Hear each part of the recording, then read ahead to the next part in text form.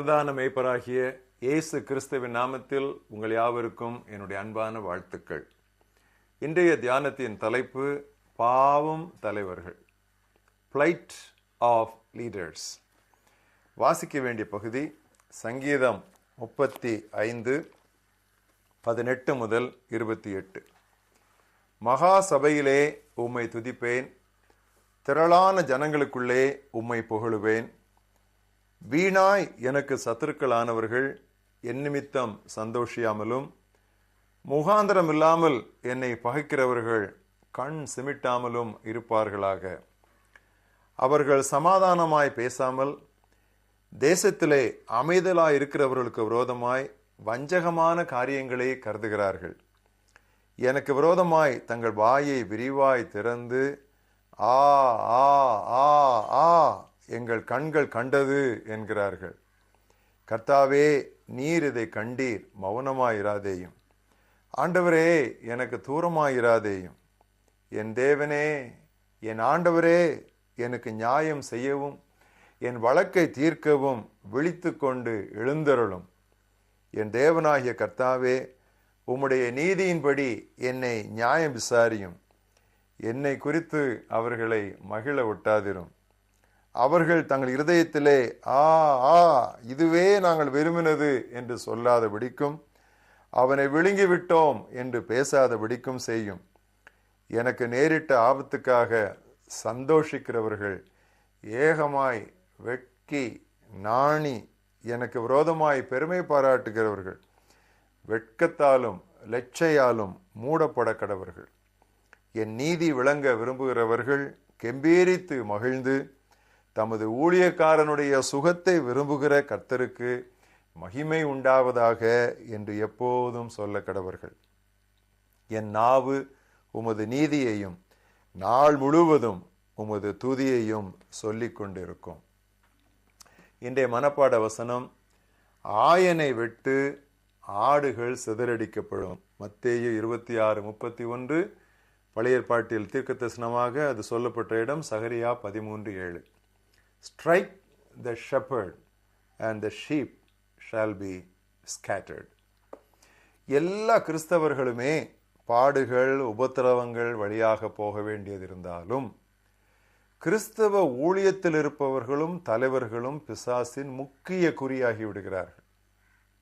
மரத்தை காலி பண்ண வேண்டுமானால் இலைகளையா பறிப்போம், கிளைகளையா வெட்டுவோம், கோடரியை மரத்தின் வேறருகே அளவோ வைப்போம்.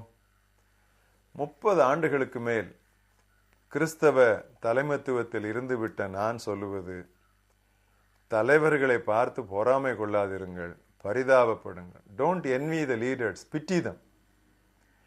பக்தியுள்ள தலைவர்கள் தங்கள் பொறுப்புகளுக்கு தாங்களாவே தெரிந்து கொண்டோ ஆசனங்களை பிடித்து கொண்டோ வந்து சேரவில்லை. கடவுள்தான் கட்டாயப்படுத்தி அவர்களை அங்கு அமர்த்தினார். இவ்விதை பொறுப்புகளை ஏற்க மாட்டோம் என்று அவர்கள் எத்தனையோ சாக்கு போக்குகளை சொன்னாலும் ஆண்டவர் அதையெல்லாம் ஒத்துக்கொள்வதில்லை. மோசே அழைத்தார், நான் திக்குவாயன் என்றார், விட்டாரா? விடவில்லை. எரேமியாவை அழைத்தார், நான் சிறு பையன், இதெல்லாம் எனக்கு தெரியாது முடியாது என்று சொன்னான், விட்டாரா? விட்டார். எப்பொழுதும் அழுத்தும் பொறுப்புகளின் பாரம்,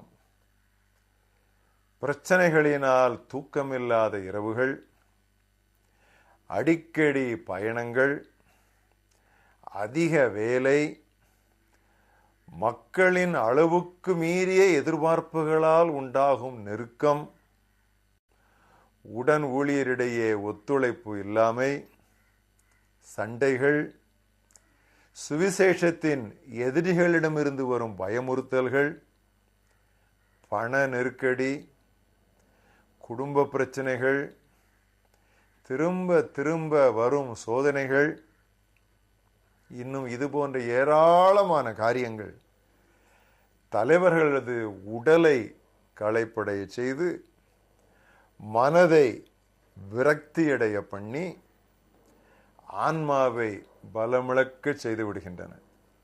போதும் ஆண்டவரே, என் உயிரை எடுத்துக்கொள்ளும் என்று எலியா தீர்க்கதரிசி போன்ற வீரதீர புலிகள் கூட கதறுவதில் அதனால்தான் ஆச்சரியப்படக்கூடாது. மேய்ப்பனை வெட்டும் சாத்தானின் திட்டம் இந்த கடைசி நாட்களில் வலுப்பெற்று வருகிறது. பாதி ஊழியருக்கு மேல் தீராத வியாதி, பயங்கரமான விபத்துக்களில் ஊழியர் சிக்குவது சகஜம், குடும்ப பிரிவினைகளும் நடத்தை கெடுவதும் சர்வசாதாரணம், ஊழல் மலிவு. நண்பர்களே, பிரசங்கிமார்கள் அபூர்வ பிறவிகள் அல்ல, அவர்களும் சாதாரண மனிதர்தான். இந்த அறிவு இப்பொழுதுதான் மக்களுக்கு உதித்திருக்கிறது.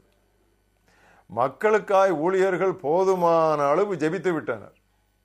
இப்பொழுது ஊழியர்களுக்காய் மக்கள் ஜெபிக்க வேண்டிய காலம். தனிமை என்னும் சிலுவையே தலைவர்களுக்கு மிக மிக பழுவானது. இயேசு கிறிஸ்து கசப்பான பாத்திரத்தில் பருகுவதற்காய் ஆயத்தப்பட்டு கொண்டிருந்த போது அவருடைய சீஷர்களோ முதன்மைக்கும் பதவிக்கும் போட்டா போட்டி போட்டுக் கொண்டிருந்தனர். அவர் இரத்த வேர்வை சிந்திக் கொண்டிருக்கிறார், அவர்களோ அயர்ந்து தூங்கிவிட்டனர். பாதுகாக்கிற தூதர்கள் கூட கொஞ்ச நேரம் அங்கு இல்லை.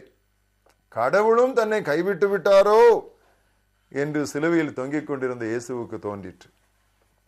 நண்பர்களே, தலைவர்களை உற்சாகப்படுத்தவும் அவர்களுக்கு புத்துணர்வு ஊட்டி உதவவும் உங்களாலான அத்தனையும் செய்யுங்கள். தலைவர்கள் நன்றாயிருந்தால் நீங்கள் நன்றாயிருப்பீர்கள். ஹென்றி லைட் என்ற பக்தன் இவ்விதமாக ஒரு பாடலை தன்னுடைய வேண்டலாய் எழுதினார். Jesus, I my cross have taken, all to leave and follow thee. Let the world despise and leave me. They have left my Savior too. Foes may hate and friends may shun me. Show thy face, all is bright. இன்று என்னை கேட்டுக்கொண்டிருக்கிற ஊழியர்கள், தலைவர்கள் யாராவது இருப்பீர்களானால் சோர்ந்து போகாதிருங்கள். உங்களுக்காக ஜெபிக்க, உங்களை சரியானபடி புரிந்து கொள்ள, உங்களை தாங்க ஆண்டவர் இன்னும் சிலரை வைத்துத்தான் இருக்கிறார். ஆண்டவர் உங்கள் பக்கம். பயப்படாதிருங்கள். துணிவோடு ஊழியத்தில் முன் செல்லுங்கள். ஆயனை வெட்டு, ஆடுகள் சிதறடிக்கப்படும். Strike the shepherd and the sheep shall be scattered. ஆனால் தேவன் ஆயரை, மேய்ப்பனை பத்திரமாக காத்து கொள்ளுவார். காத்து கொள்ளும்படி அவர்களுக்காக மன்றாட வேண்டியது மந்தைகளின் பொறுப்பு. ஜெபிப்போம். நல்ல ஆண்டவரே, இந்த அருமையான நாளிலே ஊழியர்களுடைய பிரச்சனைகள், தலைவர்களுடைய பரிதாப நிலைகள், இவர்களை சுட்டி காட்டி குற்றப்படுத்துவதை விட அவர்களுக்காக முழங்கால்களை மடக்கி உம்மை நோக்கி மன்றாட வேண்டும் என்கிற ஒரு குறிப்பை, ஒரு கருத்தை நீர் எங்கள் முன்னால் வைத்ததற்காக நாங்கள் உமக்கு நன்றி சொல்கிறோம். எங்கள் சபையின் மேய்ப்பருக்காக, எங்களுடைய இயக்கங்களின் தலைவர்களுக்காக, பிரசங்கிமாருக்காக, சுவிசேஷகருக்காக, எல்லா ஊழியருக்காகவும் இப்பொழுது நாங்கள் ஜெபிக்கிறோம்.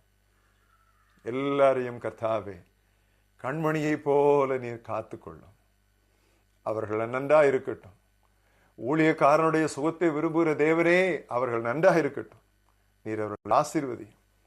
அவர்களுக்கு விரோதமாக பாதகமாக நான் ஒன்றும் செய்யாதபடி நீர் எங்களை காத்துக்கொள்ளும். உம்முடைய நாமத்தை தொடர்ந்து அவர்கள் மகிமைப்படுத்த அவர்களுக்கு நீர் உதவி செய்யும். இயேசு கிறிஸ்துவின் நாமத்தில் பிதாவே, ஆமென்.